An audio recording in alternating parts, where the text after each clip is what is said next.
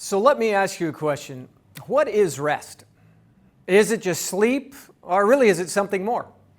If you frequently find yourself tired and overwhelmed, and you're kind of spinning your wheels to the point of being anxious or even depressed, chances are your body and mind, well, they're just exhausted.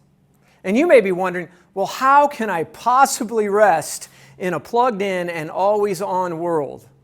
Well, this is a question that I learned the answer to really the hard way, because my body was keeping the score. And though taking breaks has not always been without its cost, I've learned how imperative it is to give my body and my time to recharge. So in this video, based on my book, Broken for Good, I'm going to share from my own experience how important it is to disconnect, even when it's difficult to do so. I'll dispel the cultural notion that always on is better, and I'm going to try and provide 3 keys to better rest. So I'm going to ask you, will you join me on this journey? And I'm certain you'll be happier, you'll be healthier, and you'll be more content and have greater peace in the long run. So if you're watching this right now, you've probably grown up in a world that finds you constantly plugged in. A busy schedule plus the continual influx of information from social media and text messages and push notifications make for a seriously distracted and overloaded mind. The problem with this state of always on is that it makes it difficult to turn off. And young adults today are twice as likely to experience constant exhaustion than they were just 20 years ago. This means you may have trouble slowing down. It means you may have trouble taking a break and even falling asleep at night. In fact, 1 of 3 Americans, they're sleep deprived. And for many, that deprivation is leading to serious bouts of anxiety and depression. And thankfully, there is a different path. And as I said earlier, I did learn this the hard way. At the time, I was a busy young pastor with a heavy load of responsibility on my shoulders. And in most seasons, I just convinced myself that I was way too indispensable, too important to take a break. Because after all, I had a mega church, I had a staff and a congregation under my care. And even though my wife and friends noticed that I was getting increasingly tired, I was losing a little bit of weight, which I couldn't afford to do, I wouldn't slow down. Until actually I went and saw a doctor. And it was there that he informed me that my adrenal system was pretty much shot down, and I was on the verge of some big health problems. And he said, you need to do something, or something's going to be done to you, and your body's telling you, slow down. For me, the Bible's the first source of my counsel, so I reflected on the fact that Jesus often broke away from the busy work of ministry to spend time with his Father, and he did that in a quiet place. In the book of Luke, it says this, but Jesus often withdrew to lonely places, and he prayed.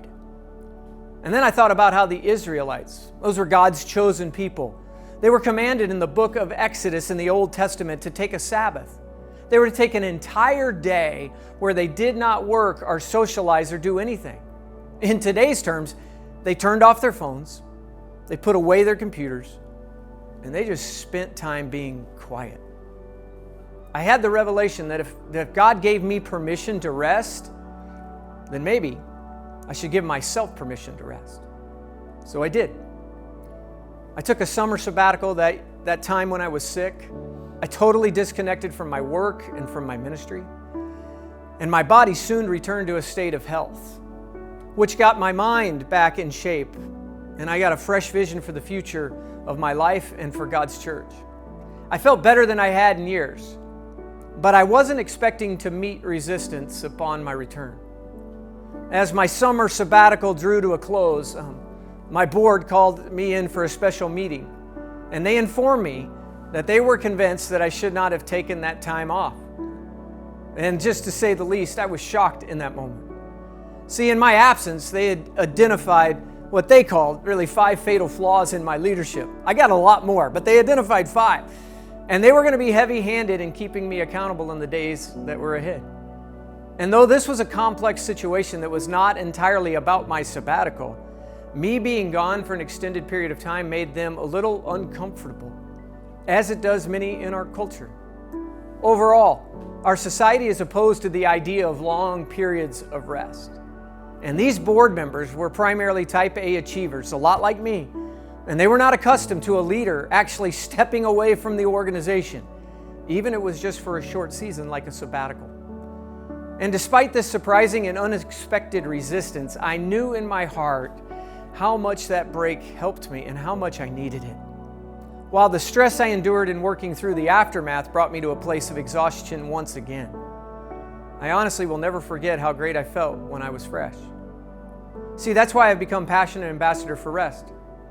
If the God who created the heavens and the earth knows how much I need it, well, who am I to argue with Him?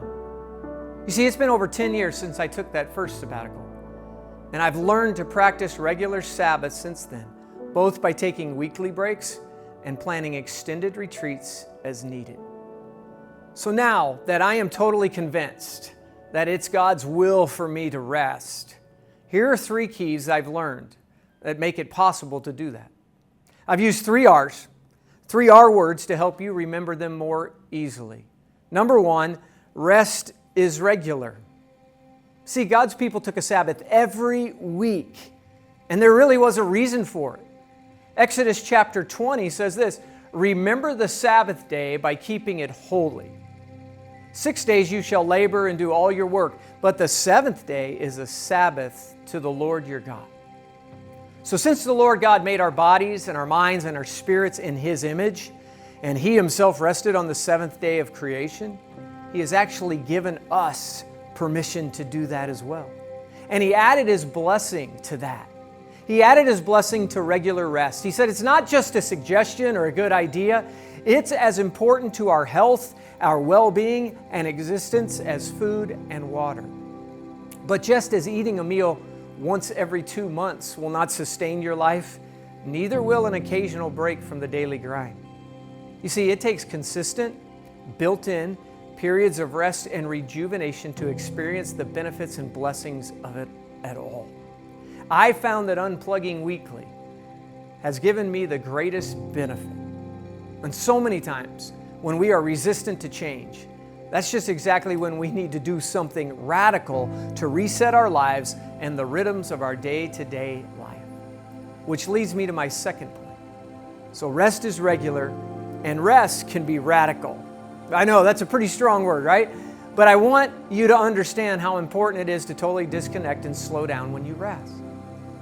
See, God told His people in Exodus 20, verse 10, that on the Sabbath day, you shall not do any work, neither you, nor your son or your daughter, nor your male or female servant, nor your animals, nor any foreigner residing in your towns.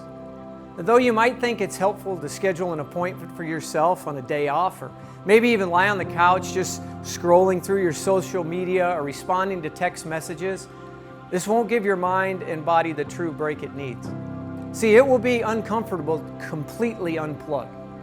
And you may find yourself agitated, or I'm going to say even bored at first. But this is the best way to actually break through to real restoration. See, free up mental space by cutting out all the distractions, and then let God speak to you in that place. And if you've let yourself burn out, just want to encourage you, take an extended vacation or leave of absence and focus on recentering your life and your priorities. The third thing I want you to know is rest is rejuvenation. Jesus said to His disciples in Mark 2, verse 27, that the Sabbath was made for man, not man for the Sabbath. As He and His disciples, they picked grain to find strength for their journey. He made the point that rest is for our benefit as people. It's not a meaningless religious ritual that we just ascribe to. See, this is why Sabbath should be about doing what makes us feel most alive and inspired. See, when I took my sabbatical, I found that time outside, like playing golf or going to the beach, was really healing to my soul.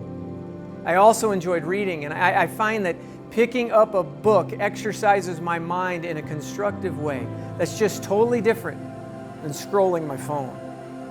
And the point is that whatever it is that refreshes you, whatever it is that refreshes your soul, set aside time to do it. Breathe in fresh air, sit on a bench at the park and look at the birds. Whatever it is, a walk by the beach or in the forest, and don't forget the sacredness of sleep.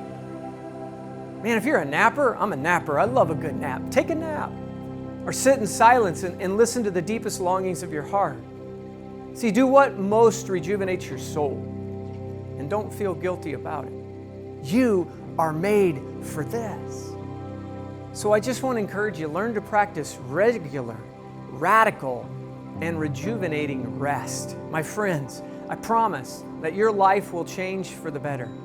Your ability to lead and do big things is only as great as your willingness to actually slow down, unplug, and restore your soul.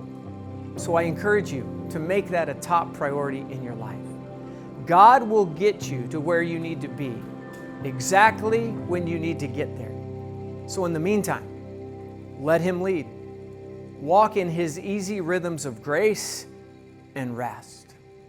And I promise, with Him, you will enjoy the peace and the pace of this journey.